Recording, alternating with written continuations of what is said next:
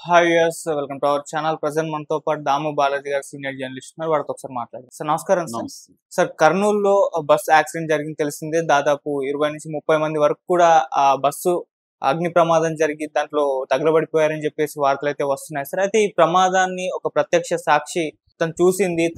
తను ఒక video release చేయడం జరిగింది. సో ఏం జరిగింది అక్కడ, ఎటువంటి పరిస్థితి అక్కడ ఉండిందని చెప్పేసి మరి ఆ వీడియో విపరీతంగా వైరల్ అవుతుంది. తను ఏం చెప్తుంది, మరి దాన్ని బట్టి చూస్తే ఏ విధంగా ఈ ప్రమాదం జరిగింది, ఈ ప్రమాదానికి సంబంధించి ఎటువంటి వివరాలు ఉన్నాయి సార్?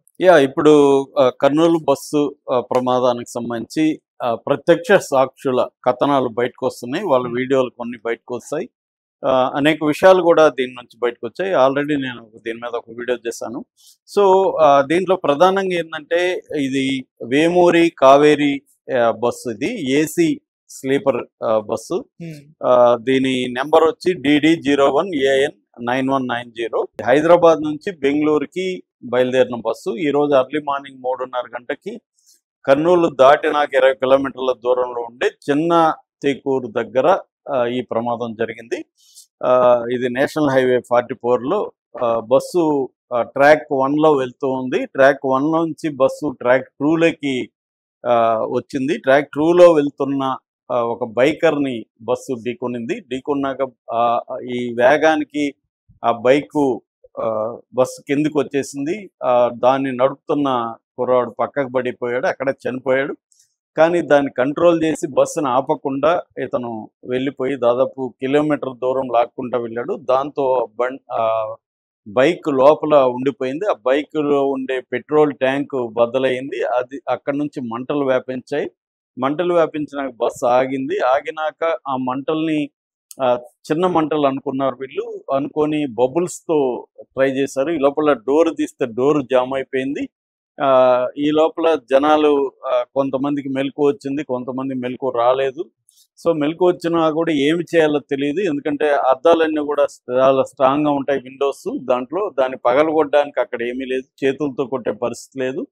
మరోవైపు అక్కడ ఈ ఎమర్జెన్సీ దగ్గర కూర్చున్న వ్యక్తి మాత్రం గట్టిగా ట్రై చేసి, అది కూడా కొంతసేపు పట్టింది. ఎమర్జెన్సీ డోర్ రాలేదు ఇమ్మీడియట్గా.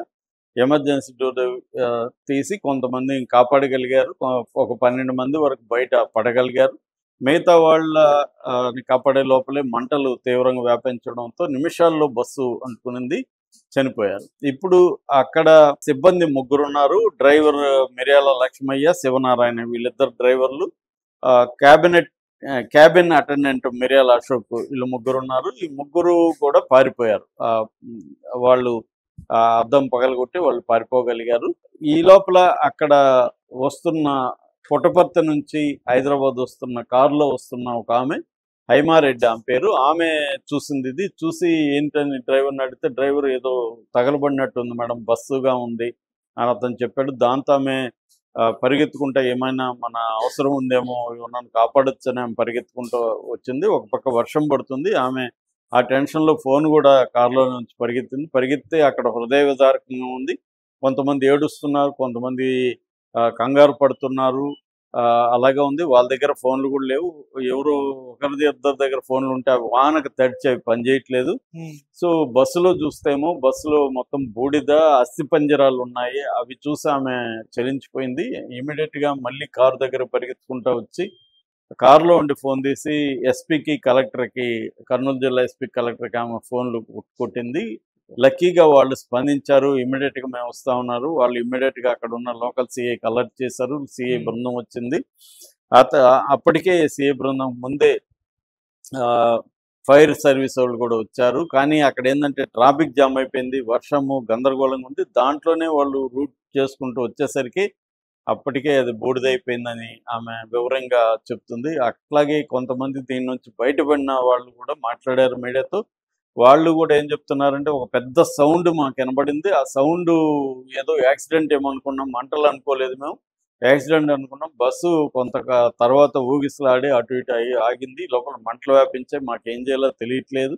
అయితే అక్కడ ఎమర్జెన్సీ దగ్గర కూర్చున్న వ్యక్తి కొట్టి దాంతో మేము బయటికి రాగలిగాం. కొంతమంది రాలేదు. ముఖ్యంగా చిన్నపిల్లలు ఉన్నారు. ఒకే కుటుంబం వాళ్ళు, గోళ్ళ రమేష్ అని ఆయన నెల్లూరు జిల్లా, వాళ్ళు 4 చనిపోయారు. వాళ్ళ భార్య అనూష, కొడుకు శశాంక్, కూతురు మాన్విత నలుగురు అక్కడ దీపావళికి హైదరాబాద్ వచ్చి హైదరాబాద్ నుంచి బెంగళూరు వెళ్తూ వాళ్ళు చనిపోయారు అనేది చెప్తున్నారు. అంటే హృదయ విదారకంగా మనకి ఇప్పుడు చనిపోయిన వాళ్ళ స్టోరీస్, ఎందుకంటే ఫోన్లన్నీ కూడా కాలిపోయినాయి, బస్సులో ఫోన్లు అందుబాటులోకి రాలేదు. ఇప్పుడు వాళ్ళ బంధువులు కూడా కంగారు పడుతున్నట్టుగా ఉన్నారు.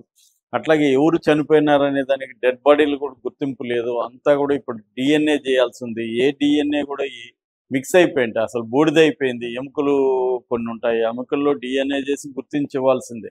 మనకప్పుడు అక్కడ అహ్మదాబాద్ ఫ్లైట్లో కూడా ఇదే సమస్య.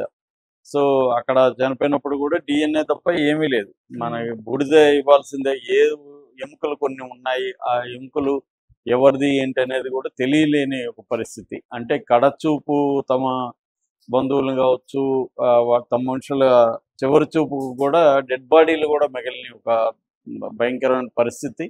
దీనికి ప్రధాన కారణం డ్రైవరే అని చెప్తున్నారు. అతని మీద ఆల్రెడీ హైదరాబాద్లో ర్యాష్ డ్రైవింగ్కి 2 చలానాలు ఉన్నాయని చెప్తున్నారు. అతను గతంలో కూడా ర్యాష్ డ్రైవింగ్ చేసే వ్యక్తి అని చలానాలు వేసినా కూడా కావేరీ యాజమాన్యం అతని మీద చర్య తీసుకోవడం కానీ అతను మార్చడం కానీ చేయలేదని చెప్తున్నారు. దీని తర్వాత కావేరీ యాజమాన్యం మొత్తం హైదరాబాద్లో ఉండే అన్ని ఆఫీసుల్ని క్లోజ్ చేసుకొని వాళ్ళు అజ్ఞాతంలోకి వెళ్ళిపోయారని చెప్తున్నారు. వాళ్ళు ఎవరు అందుబాటులో లేరని. ఇంకొక వార్త బయటకు వచ్చింది, అదేంటంటే అసలు ఈ బస్సు తెలుగు రాష్ట్రాల్లో రిజిస్టర్ అవ్వలేదు. రిజిస్టర్ అయిందేమో 2018లో మేలో ఒడిస్సాలో రిజిస్టర్ అయింది. అక్కడ రిజిస్టర్ అయ్యి ఇక్కడ తిప్పడం అనేది రాంగ్ ఇది, కానీ తిప్పుతున్నారు. దీన్ని అధికారులు పట్టించుకోలేదు. ఫిట్నెస్ అయితే బాగానే ఉందనేది ఒక వార్త వస్తుంది. ఫిట్నెస్ 2030 వరకు ఫిట్నెస్ దీనికి సర్టిఫికేట్ ఉంది అని చెప్తున్నారు. మరోపక్క బస్సులో ఉండాల్సిన సేఫ్టీ మెజర్స్, అంటే ఫైర్ ఎక్స్టింగ్విషర్స్ లేవు. అందుకనే వాళ్ళు వాటర్ బబుల్స్తో ఆర్పడానికి సిబ్బంది ట్రై చేశారు, చిన్న మంట అనుకొని. అది కంట్రోల్లోకి రాలేదు. ఎక్స్టింగ్విషర్ ఫైర్ ని ఆర్పే యంత్రాలుగా ఉండుంటే వాటితో ఆర్పగలిగి ఉండేవాళ్ళు, అవి పెట్టలేదు బస్సులో. అట్లాగే అద్దాలను పగలగొట్టడానికి చిన్న గొడ్డలు లాంటిది పెడతారు, అది కూడా పెట్టలేదు. సో అవి ఉన్నా కూడా ఎక్కడికెక్కడ ప్రయాణికులు కొట్టి దాన్ని బయటకు వచ్చేవాళ్ళు. అంటే ఫైర్ జరిగితే ఉండాల్సిన safety protocol, fire safety protocol measures ఏవి కూడా బస్సులో లేవు అనేది ప్రధానంగా విమర్శలు వస్తున్నాయి. ఇప్పుడు దీనివల్ల ఏమవుతుందంటే మిగతా ట్రావెల్స్ మీద కూడా పడుతుంది. ఇక్కడున్న వీళ్ళు కూడా తెలంగాణ మంత్రులు కూడా దీని పట్ల స్పందిస్తున్నారు. ఎందుకంటే ఈ ఆఫీసులని ఎక్కువ హైదరాబాద్లో ఉంటాయి కాబట్టి ఇక్కడ చెకింగ్ అనేది ఇక్కడ ఆర్టీ అధికారులు ప్రధానంగా చేస్తున్నారా లేదా అనేది ఉంది. ఇది జరిగినప్పుడు మాత్రమే ఇవి చేస్తున్నారు తప్ప దీని ఒక కన్సిస్టెంట్ దీని మీద నిఘా పెట్టడం, బస్సుల్ని చెక్ చేయడం, ఇది జరిగినప్పుడు కొద్ది రోజులు హడావిడి ఉంటుంది తప్ప మళ్ళీ ఉండట్లేదు. దీని మీద ఇప్పుడు మోడీ కూడా స్పందించాడు, ఆ దిగ్భ్రాంతి వ్యక్తం చేశారు. ఆల్రెడీ వీళ్ళకి చనిపోయిన వాళ్ళకి, గాయపడిన వాళ్ళకి ఆయన కాంపెన్సేషన్ కూడా ప్రకటించారు. అయితే దీని మీద ఒక కన్సిస్టెంట్ పాలసీ తీసుకోవాలి. ఇటు ఆంధ్రాలో అయినా ఇటు తెలంగాణలో అయినా కూడా ఈ బస్సుల ఫిట్నెస్ మీద, దాని తర్వాత సేఫ్టీ మెజర్స్ ఉన్నాయి లేదా, ఫైరింగ్ అయినప్పుడు యాక్సిడెంట్ అయినప్పుడు ఏమేమి మెజర్స్ ఉండాలి అనేది. లేకపోతే ఏమవుతుందంటే ఏసీ బస్సు కాబట్టి ఇంకా అది తీవ్రంగా ప్రమాదం ఎక్కువ ఉండే అవకాశం ఉంది. రెండోది అక్కడ ఇన్ఫ్లేమబుల్ మెటీరియల్ ఉంటుంది, బట్టలు తర్వాత బెడ్ ఇవన్నీ ఉంటాయి కాబట్టి ఈజీగా ఫైర్కి ఇదవుతుంది. జామ్ అయిపోవడం కూడా, మెయిన్ డోర్ జామ్ అవడం వల్ల కూడా ఎక్కువ ప్రాణ నష్టం జరిగింది. ఏదేమైనా దాదాపు 30 మంది వరకు చనిపోయినారు అని చెప్తున్నారు. మొత్తం 42 మంది ఉన్నారు.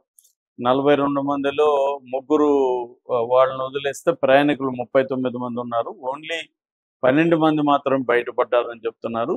మేజర్గా ఇది డ్రైవర్ మిస్టేక్, దాని తర్వాత బస్సులో సేఫ్టీ లేకపోవడం. అంటే బైక్ని కొట్టినా కూడా డ్రైవర్ కానీ ఇమ్మీడియట్గా ఆగి ఉంటే అది ర్యాపిడ్ జరిగి ఉండదు, యాక్సిడెంట్ జరిగి ఉండదు. ఆ ఒక్క బైక్ నడుపుతున్న వ్యక్తి మాత్రం ప్రాణం మాత్రం పోయిండేది. సో ఇంతమంది ప్రాణాలు పోవడానికి ప్రధాన కారణం అయితే డ్రైవరు, రెండో కారణం బస్సులో సేఫ్టీ మెజర్స్ లేకపోవడం. Okay sir, thank you so much.